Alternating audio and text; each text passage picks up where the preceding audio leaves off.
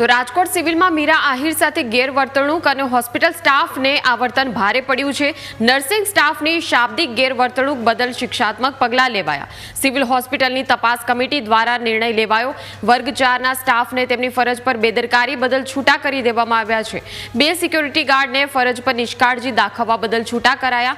દરેક વિભાગના વડા, આરએમઓ અને નર્સિંગ સુપ્રિન્ટેન્ડન્ટને આવો બનાવ ફરીથી ન બને તે માટે કડકપણે તાકીદ કરવામાં આવી છે। આગામી દિવસોમાં ગેરવર્તન કરનાર નર્સ સામે પણ કાર્યવાહી થઈ શકે છે।